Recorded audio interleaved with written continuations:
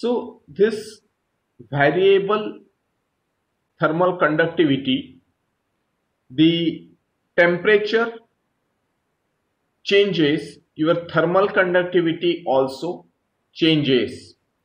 When the variation of thermal conductivity temperature in a specified temperature interval is large, it is necessary to take into account for this variation to minimize the error of thermal conductivity.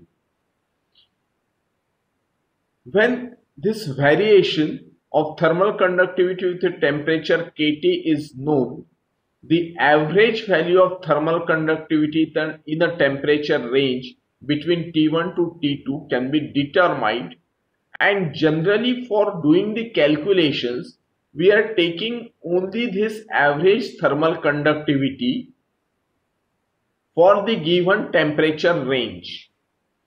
So this average thermal conductivity, that is calculated as T1 to T2 Kt dt upon T2 minus T1. Then if I want to calculate the thermal conductivity for a plane wall, then I am going to use the average thermal conductivity into area into the temperature difference into the distance, and this will be equals to A upon L integral from T2 to T1 Kt dt. Similarly, I can write the equations corresponding to cylinder and corresponding to sphere.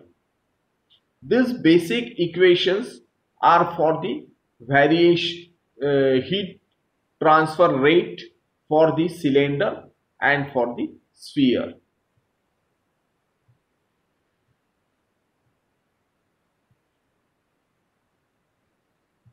Now, one by one, we will see the details related for the derivation.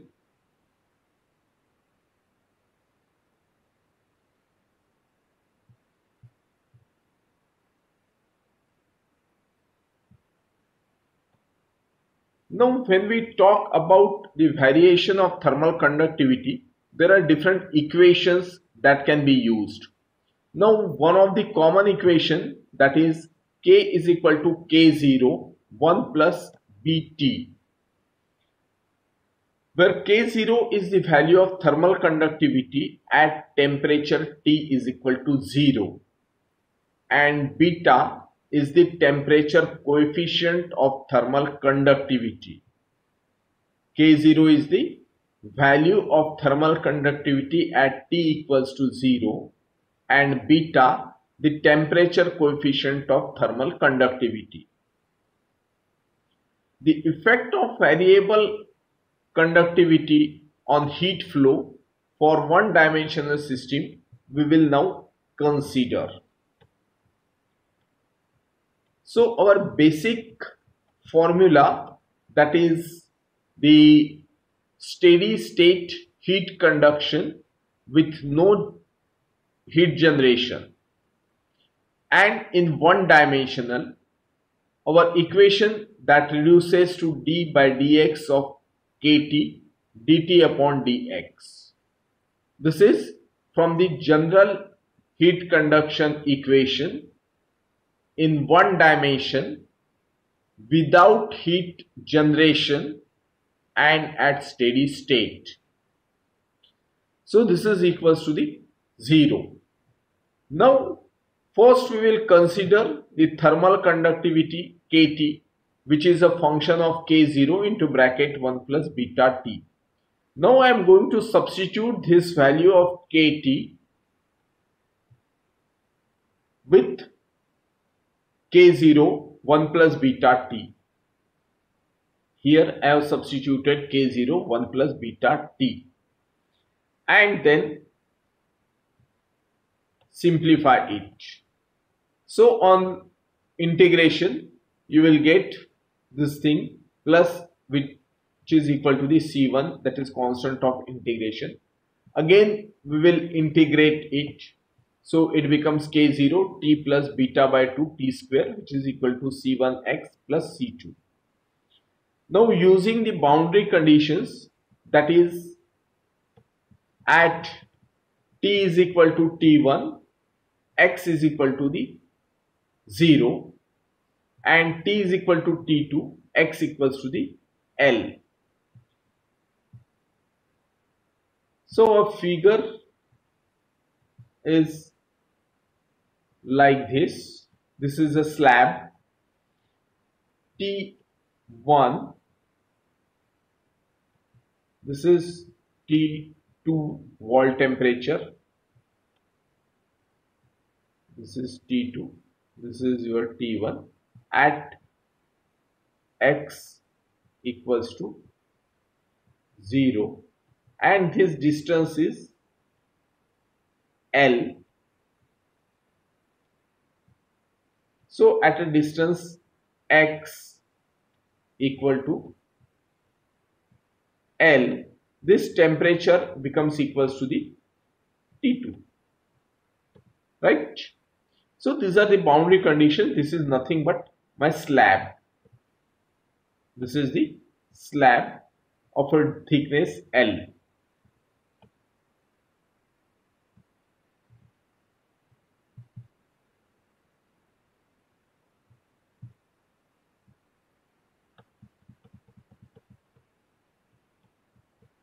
So the constant of integrations C2, that can be calculated by substituting the boundary conditions. Similarly, the constant of integration C1, that is also calculated by substituting the boundary conditions. Now Tm is the arithmetic mean of the boundary surface temperature, that is T1 plus T2 upon 2. The substitutions of C1 and C2 in this equation gives K0 into bracket T plus beta upon 2 into T square, which is equal to K0x. So substituting the values of C1 and C2 in this equation. In this equation, you are going to substitute the values of C1 and C2 so that you will get this equation. Then by simplification, the T quadratic equation, this is quadratic equation in the T, for which solution a plus minus root of b square minus 4ac upon 2b, that equation is there. So this equation is going to give you the temperature, and after simplification you will get the heat flow rate Q, that is given by Ka dt upon dx at x equals to 0 for this, and substituting the value of dt upon dx. Dt upon dx, that you have got from this equation in terms of a C1, that is C1 upon K0 into 1 plus Bt.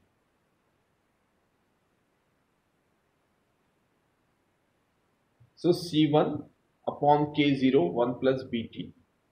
C1 value is substituted and it is simplified. So you get this value of dt, and this value of dt is to be substituted here, dt by dx.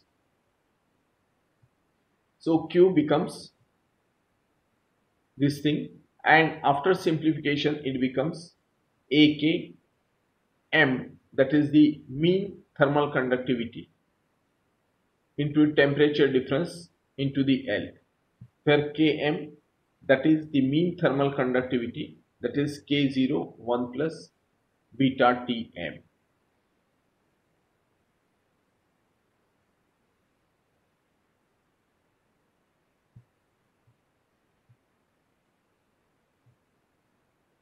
Then if you plot a graph for this, you will get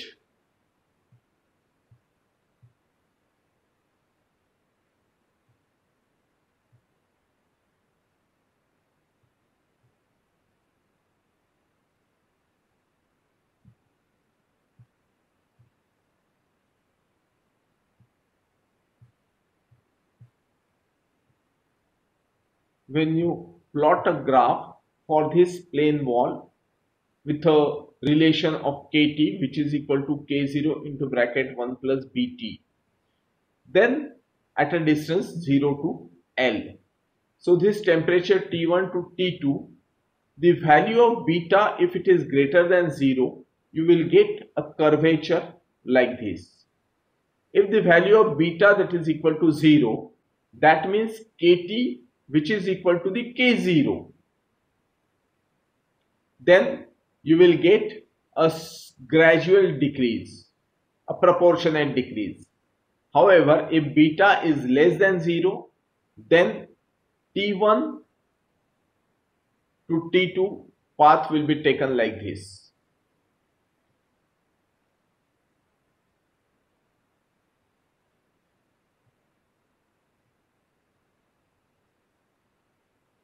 So this is the variation of thermal conductivity is of a material with temperature in a temperature range of interest can often be approximated as a linear function and expressed as kt, which is equal to k0 into bracket 1 plus bt. Beta is a temperature coefficient of thermal conductivity. The average value of thermal conductivity in a temperature range T1 to T2 in this case can be determined by using the same equation that is there. Beta Tm, that is what? The average temperature.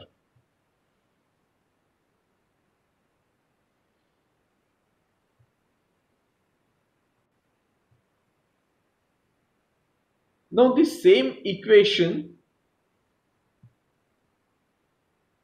that can be also obtained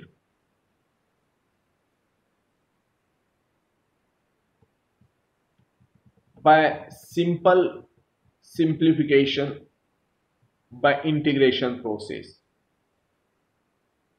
That is q, which is equal to minus k dt upon dx, which is equal to k0 1 plus beta t into a dt by dx. Then q into the dx from 0 to x or 0 to L from a temperature from T1 to T2. Then after integration, that simplifies again to the same equation which is we have obtained by the first process. So this is the second way of simplification. Now based on this, we'll have, in this case, we have substituted k equals to k0 1 plus beta t. Now there can be the another relation also, where this second case, that is the relation is at minus bt square. So compute the heat losses per square meter surface area of a 40 centimeter thick furnace wall having the surface temperature of 300 degrees Celsius and 50 degrees Celsius if the thermal conductivity K of the wall material is given by 0.05 T minus 5 into 10 to the power minus 6 T square. Now if you write it in terms of the constants, that becomes equals to AT minus BT square, right? This is the value of B and this is the value of A. So this equation AT minus BT square. So by simplifying this K as with this equation, I have to integrate it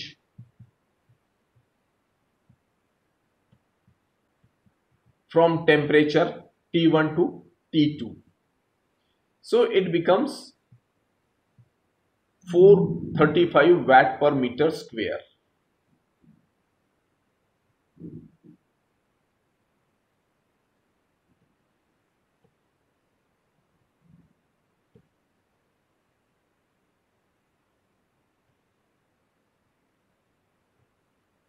Then the hollow cylinder, how to do the calculations? The same way as we have proceed for the wall.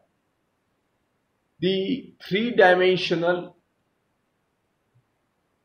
steady state conduction equation with no generation is reduced to one-dimensional heat equation with no heat generation and at steady state. Then applying the boundary conditions for a circle, that is T which is equal to Ti at R is equal to Ri, that is inside radius, and R is equal to Ro, that is outside radius. T which is the inside temperature for R is equal to Ri, and T which is equal to the outside temperature T0 for R is equal to R0. Now in this case we are using the same equation of K0 into bracket 1 plus beta T for cylinder, hollow cylinder. So substituting this, then integrating it twice, your integration constants are C1 and C2. So applying the boundary conditions and calculating the values of C1 and C2, and then substituting these values and simplifying that to obtain the value of Q.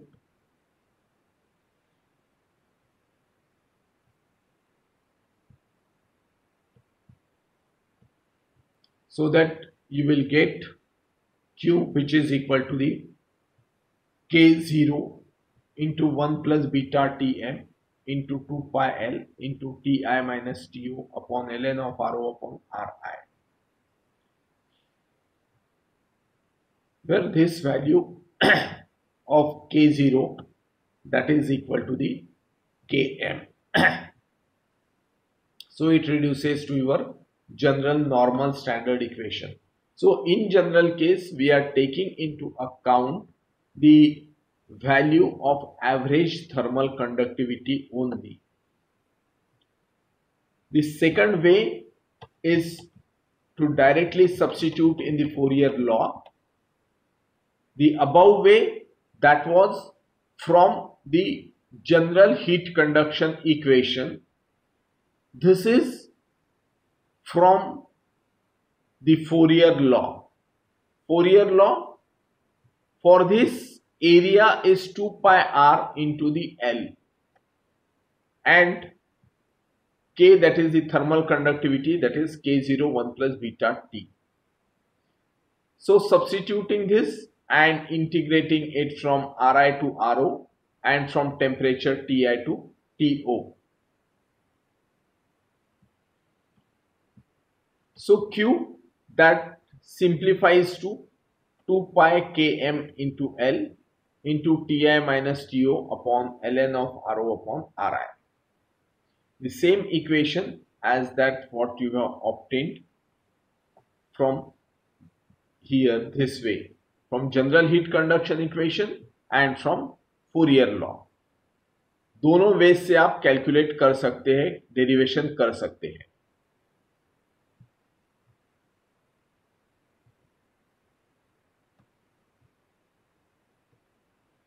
So based on this, one can solve a problem associated with this.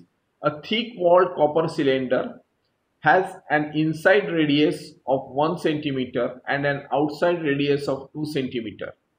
The inner and the outer surfaces are held at 310 degrees Celsius and 290 degrees Celsius respectively. Assume K varies with the temperature as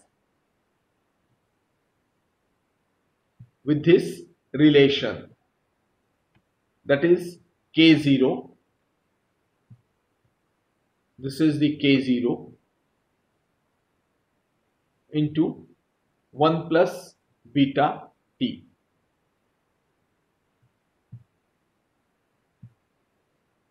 So you have to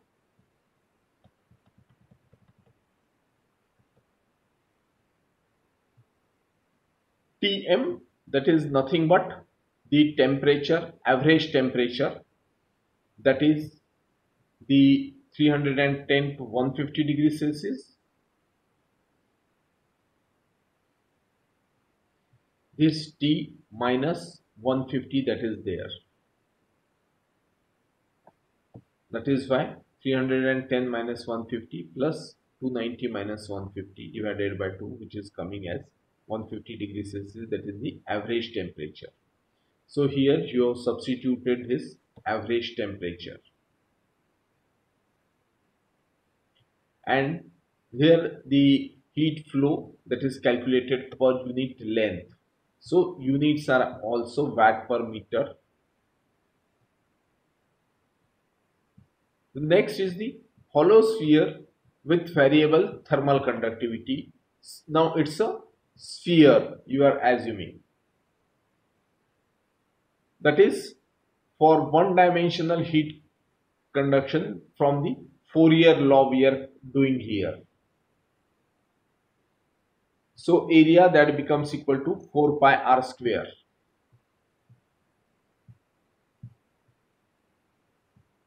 And the same equation, that is 1 plus beta T. K is equal to K0 into 1 plus beta T. So on integrating this and substituting the values for T is equal to Ti and R is equal to Ri, calculate the value of C1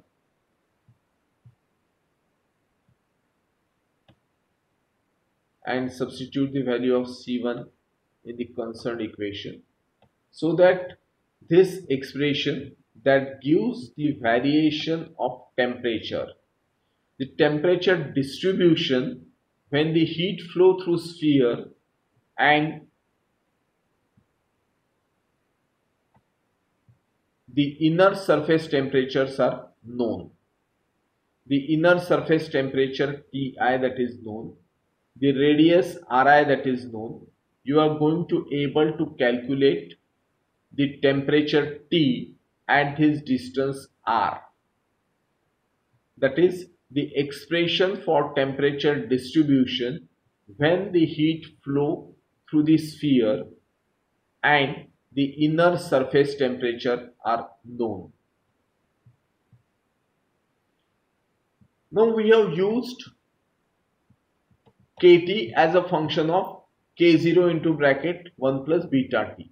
Now there is another relation.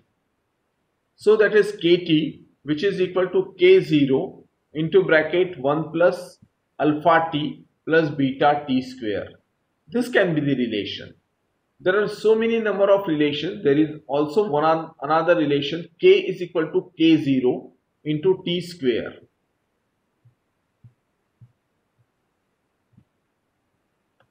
K, which is equal to